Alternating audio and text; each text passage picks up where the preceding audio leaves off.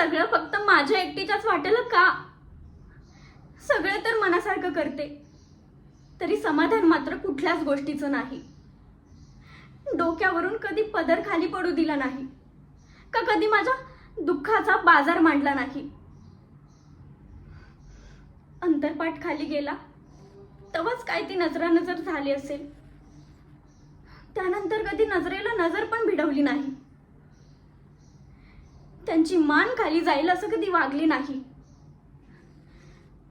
बाबा म्हणायचे, पोरी, नवरा आणि बायको म्हणजे गाडीची दोन चाकं. एक कुंचक असलं तरी दुसऱ्याने ते सांभाळून ओढून न्यायचं असतं. शेवटी नवरा नवरा असतो. 7 जन्माची गाठ असते त्याच्यासोबत. विश्वास ठेव म्हणायचे. एक ना एक दिवस त्यांचे डोळे उघडतील आणि तेच तुला मायेनं जवळ घेतील. घरच्या गोष्टी 4 भिंतींच्या आत ठेवून संसार करायचा, ध्यानात ठेव.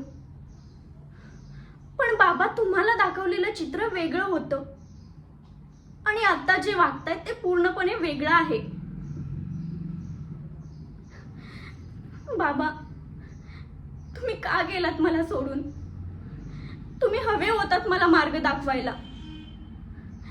तुम्हालाही सत्य कळलं असतं की त्यांनी ही सोयरी किती फक्त आपली जमीन बळकावण्यासाठी केली. या घरात मला केरसुनीची सुद्धा किंमत नाहीये.